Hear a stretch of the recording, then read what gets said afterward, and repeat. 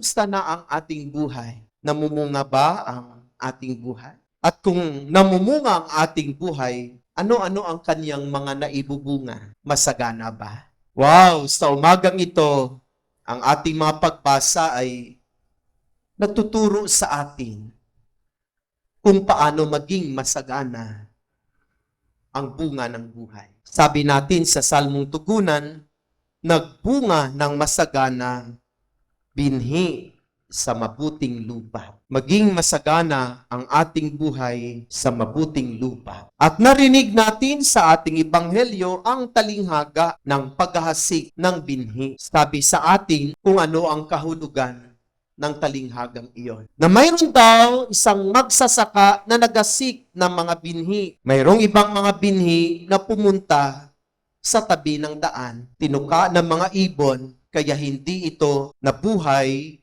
lumago, at nagkaroon ng bunga. Ang iba daw na binhi ay pumunta sa kabatuhan, kaagad-agad itong tumubo, subalit pagdating na matinding sikat ng araw, ito ay natuyo. Dahil kaunti lang ang lupa at hindi ito nakaugat ng malalim. Meron din daw na mabini na pumunta sa dawagan. Ininis ng dawag, hindi ito lumago at hindi ito nagkaroon ng bunga. Mayroon din daw mga bini na pumunta sa mabuting lupa. Ito ay tumubo, lumago, namunga ng tig-100, tig-60 at tig-30. At sa kauli-uliang bahagi ng ating ebanghelyo, ipinaliwanag kung ano ang kahulugan ng talinghaga. Ang magsasaka ay walang iba kundi ang ating Panginoon. At ang mabinhi na kanyang inihasik ay ang kaniyang mga salita. Tayo raw ang mga lupa. Ang mga nakarinig ang siyang mga lupa. Ang iba daw sa atin ay katulad ng tabi ng daan. Nakarinig tayo ng salita ng Diyos, subalit hindi natin ito naunawaan. Inagaw ito ng ating kaaway, ang dyablo. Kaya hindi ito tumubo, lumago at namunga sa ating buhay. Ang iba daw sa atin ay katulad ng kabatuhan. Pagkatapos na marinig ang salita ng Diyos, praise the Lord kaagad. Saya-saya na natanggap ang salita ng Diyos. Subalit, dumating ang mga pagsubok sa buhay, nakalimutan ang salita ng Diyos.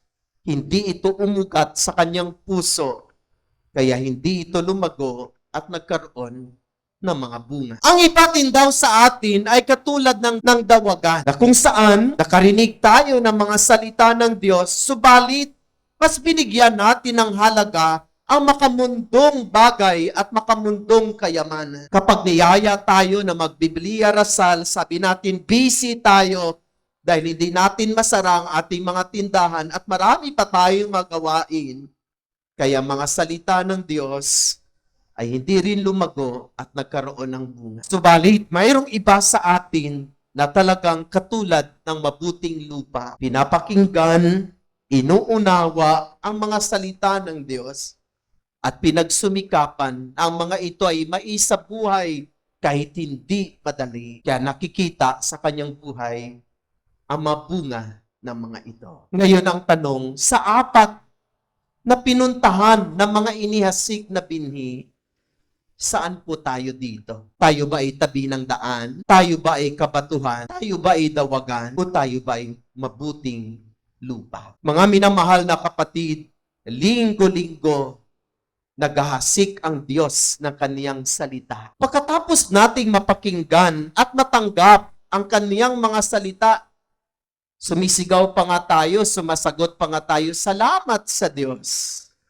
Subalit ang tanong, pagkatapos nating matanggap ang salita ng Diyos, anong nangyari sa atin? Anong nangyari sa buhay natin? Pagkatapos nating magsimba, na kung saan natanggap natin ang paghahasik ng Diyos ng kaniyang mga binhi, ng kaniyang mga salita. Nakakalungkot kung minsan, nasimba tayo ng simba, subalita, hindi tumitimo sa ating mga isipan at kalooban ang mga salita ng Diyos. Kung tinatanim lang natin sa ating mga isipan at puso ang kanyang kalooban, makapamunga tayo ng masagana. Nung last Sunday na paanyaya niya sa atin, kapag nakaramdam tayo ng hirap sa buhay, tayo ay kanyang inaanyayahan na wag natin siyang talikdan at kalimutan, kundi siya ay ating pupuntahan, kapit ng maigpit sa kanya. Kasi siya yung nagsabi na halik kayo, lumapit kayo sa akin, kayong lahat na papabagal at nabibigatan at pagiginhawain ko kayo. Ibig sabihin, mga minamahal na kapatid, napakahalaga kapag tayo ay nagsisimba ang makinig sa mga salita ng Diyos. Subalit, listening is not enough. Hindi lang hanggang pakikinig, kundi yung mga napakinggan natin sana, itanim din natin sa ating mga isipan. Huwag nating hayaan na agawin iyan ng ating kaaway, kundi itanim natin sa ating mga isipan at kalooban at pagsumikapan na ito ay tumimo sa ating buhay upang ang mga salita ay mananatili, uugat ng malalim sa ating kalooban at sa ating puso. Nang sa ganon ay magkaroon tayo ng masaganang bunga. Yan po yung sikreto ng masagana, payapa at masayang buhay. Ng ating buhay ay palaging nakasentro at nakaugat sa salita ng Diyos. Dahil ang salita ng Diyos ay ang ating gabay, ating liwanag, ang siyang tuturo sa atin kung ano ang karapat-dapat nating gawin upang maging masagana ang buhay na ito. Ganon tayo kamahal ng Diyos. Ayaw niya kasi tayo mapariwara. Ayaw niya kasi tayong maligaw ng landas. Ayaw niya kasi tayong mapawalay sa Kanya. Kaya paulit-ulit siyang papahayag ng Kaniyang salita sa atin. At sana tayo ay maging katulad ng matatabang lupa na pinapakinggan, tinatanggap, pinagninilayan, tumitimo sa ating isipan at kalooban at pinagsusumikapan na sundin at isabuhay ang Kaniyang mga salita upang tayo ay makapamunga na masaganang bunga. Mga minamahal na kapatid, napakaganda na suriin natin ang ating buhay. Bakit parang ang lungkot-lungkot ng buhay natin? Bakit parang ang gulo-gulo ng ating buhay?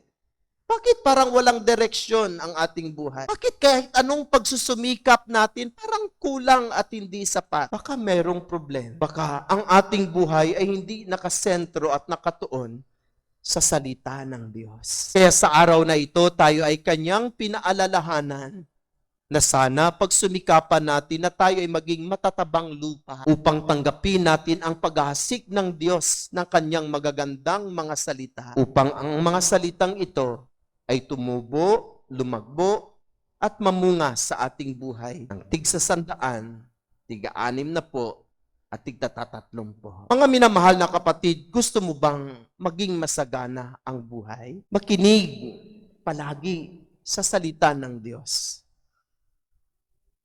At pagsumikapan ang mga salita ay tumubo at lumago sa ating buhay upang maging masagana ang buhay. Amen.